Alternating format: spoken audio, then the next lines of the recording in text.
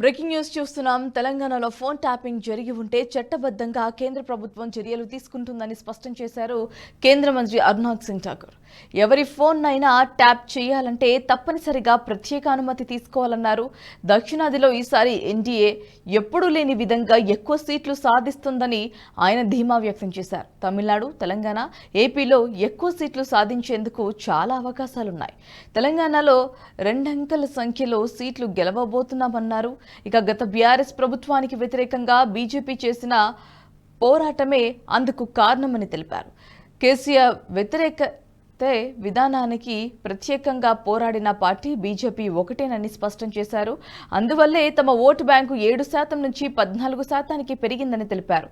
తెలంగాణ రాష్ట్రానికి మేలు జరగాలంటే లోక్సభ ఎన్నికల్లో మోదీకి, బీజేపీకి ఓటు వేయాలని ప్రజలు డిసైడ్ అయ్యారని పేర్కొన్నారు. రాష్ట్ర పునర్విభజన సమయంలో తెలంగాణకు ఇచ్చిన హామీలన్నీ అమలు చేశామని, రైలు, రోడ్డు ప్రాజెక్టులు చాలా ఇచ్చామన్నారు. గిరిజన యూనివర్సిటీ స్థలం ఇచ్చేందుకు గత కేసీఆర్ ప్రభుత్వం 6 ఏళ్లు స్పందించలేదని, అందువల్లే ఆలస్యమైందన్నారు. రాష్ట్ర ప్రభుత్వ తప్పిదాలను కేంద్రాన్ని బాధ్యుల్ని చేయకూడదన్నారు అనురాగ్ సింగ్ ఠాకూర్.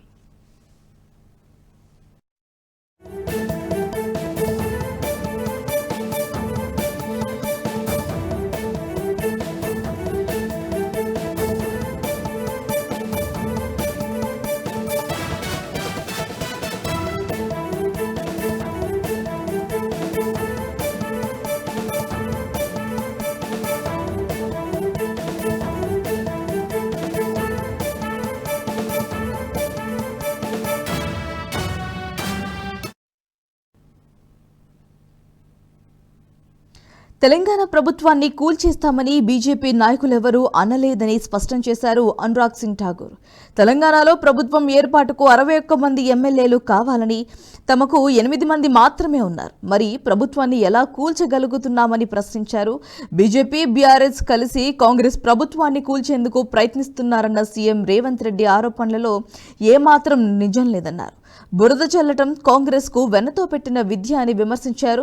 ఇంతకుముందు కవితను అరెస్ట్ చేయలేదని ఆరోపించారు. ఇప్పుడు అరెస్ట్ చేస్తే ఎందుకు చేశారని ప్రశ్నిస్తున్నారు. ఏదో ఒక వాదనకు కట్టుబడి ఉండాలి తప్ప అటు ఇటు మాట్లాడకూడదని హితవు పలికారు. సంబంధించి మరింత సమాచారం ఎగ్జిక్యూటివ్ ఎడిటర్ శివప్రసాద్ గారు మరింత సమాచారం అందిస్తారు. సార్ చెప్పండి.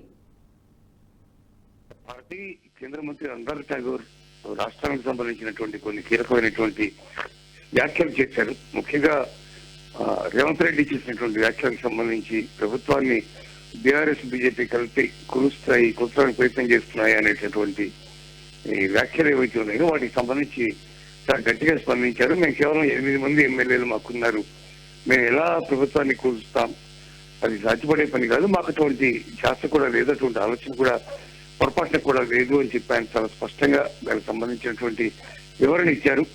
అలాగే రాష్ట్రంలో జరుగుతున్నటువంటి ఫోన్ ట్యాపింగ్ సంబంధించి కూడా ఆయన సంచలన వ్యాఖ్యలు చేశారు. ఫోన్ ట్యాపింగ్ ఎక్కడ జరిగినా కూడా అది చట్టపరంగా చాలా తీవ్రమైనటువంటి నేరం కాబట్టి కేంద్రం ఖచ్చితంగా దాని విషయంలో స్పందిస్తుంది. అందువల్ల ఎక్కడైతే సమస్య ఉందో ఫోన్ ట్యాపింగ్ సంబంధించి దానికి సంబంధించి ఇన్వెస్టిగేషన్ జరుగుతుంది కాబట్టి మేము ఖచ్చితంగా స్పందించి తీరుతాం, దాని మీద ఖచ్చితంగా చర్యలు తీసుకుంటాం, కఠినమైనటువంటి చర్యలు తీసుకుంటామని కూడా అనురాగ్ ఠాకూర్ వ్యాఖ్యానించారు. అంటే గతంలో నిన్ననే ఈడీ కూడా దీని మీద దృష్టి సారించింది అనే అంశాన్ని తీసుకొచ్చాం. ఎందుకంటే ఈడీ కూడా ఈ విషయంలో కొంత ఇంట్రెస్ట్ చూపిస్తోంది, ట్రాన్సాక్షన్స్ ఏం జరిగినాయి అనే విషయంలో కొంత ఎంక్వైరీ చేస్తోంది, ఎన్ని కోట్ల రూపాయల మేరకు మన నిదానం జరిగింది అనే విషయం మీద ఆలోచిస్తోంది, దానికి సంబంధించిన వివరాలన్నీ కూడా తీసుకుంటోంది. ఎలక్షన్స్ కి సంబంధించి పోలీసు వాహనాల్లోనే ఎప్పుడైతే భారీ ఎత్తున డబ్బు తరలించారనే విషయాన్ని ఏసీపీ స్థాయి అధికారి స్వయంగా ఒప్పుకున్నారు విచారణలో. ఆ తర్వాత దీనికి సంబంధించినటువంటి ఎంత అమౌంట్ ఇక్కడి నుంచి తీసుకెళ్లారు, ఎంత అమౌంట్ ట్రాన్సాక్షన్స్ జరిగినాయి, ఇవన్నీ కూడా చాలా కీలకమైనటువంటి అంశాలు కాబట్టి ఈడీ దీనికి సంబంధించినటువంటి మొత్తం అంశాలన్నీ కూడా నిశ్చితంగా పరిశీలిస్తోంది, లెక్కలన్నీ కూడా గమనిస్తోంది, కొంత విశేషాలను చేసేటువంటి ప్రయత్నం చేస్తోంది. మరికొద్ది రోజుల్లో డైరెక్ట్ గా ఈడీఏ కేసు నమోదు చేసుకుని రంగంలోకి దిగేటటువంటి అవకాశం ఉంది. బలిదారుల కింద కనుక దీన్ని అరెస్ట్ కనుక ఈ కేసు కనుక టేకప్ చేసినట్లయితే మరిన్ని అరెస్టులు జరిగే అవకాశం ఉంది. అక్కడ రాష్ట్ర పోలీసుకి సంబంధం ఉండకపోవచ్చు, వీడే స్వయంగా దర్యాప్తు చేసేటటువంటి పరిస్థితి కూడా ఉంది. కాబట్టి వీటన్నిటికి సంబంధించి ఒక చిన్న ఫీలర్ లాగా, ఒక చిన్న ఇంట్ లాగా ఆయన వదిలిపెట్టారు దాన్ని. ఖచ్చితంగా ఈ విషయంలో మేము జోక్యం చేసుకుంటాం, ప్రభుత్వం ఖచ్చితంగా స్పందిస్తుంది అనేటటువంటి ఆయన వ్యాఖ్యల్ని చాలా సీరియస్ గా తీసుకోవాల్సినటువంటి అవసరం కూడా కనిపిస్తూ ఉంది భారతి. ఈసారి ఎన్డీఏకు ఎక్కువ సీట్లు ఖచ్చితంగా వస్తాయని తెలుపుతున్నారు. మరి దానికి సంబంధించి ఏమంటారు? సో ఎన్డీఏకి సంబంధించి దక్షిణాదిలో ఈసారి ఎక్కువ సీట్లు వస్తాయని ఆయన వ్యాఖ్యానించారు. ముఖ్యంగా తమిళనాడులో ఇప్పటికే 5 స్థానాలు వస్తాయనేది ముందుగానే ఊహించినటువంటి విషయం.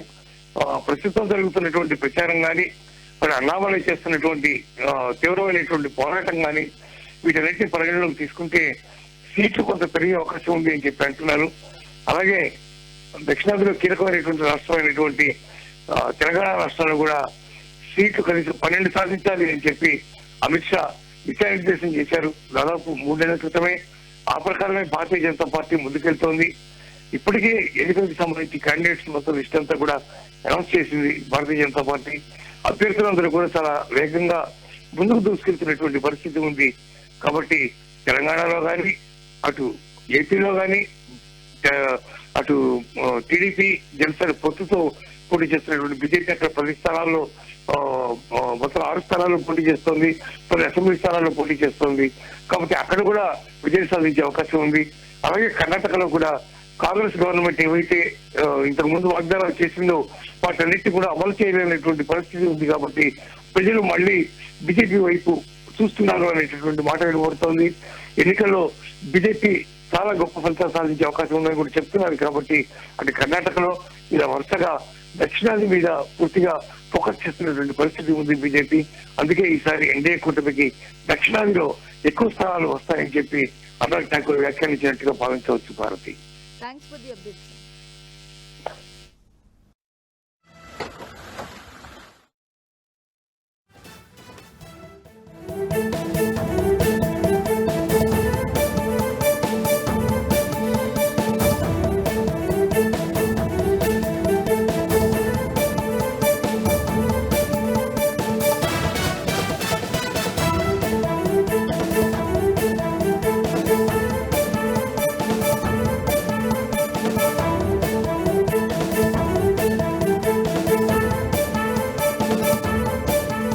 ఈ వీడియో మీకు నచ్చినట్టయితే లైక్ చేయండి, 10 మందికి షేర్ చేయండి. అలాగే కామెంట్ల రూపంలో మీ అభిప్రాయాలను మాతో పంచుకోండి. Nationalist hub group of channels ను సబ్స్క్రైబ్ చేసుకుని తెలుగునాట జాతీయవాద జర్నలిజాన్ని ప్రోత్సహించండి. ఈ వీడియో కింద ఉన్న బెల్ ఐకాన్ పై క్లిక్ చేయడం మర్చిపోవద్దు.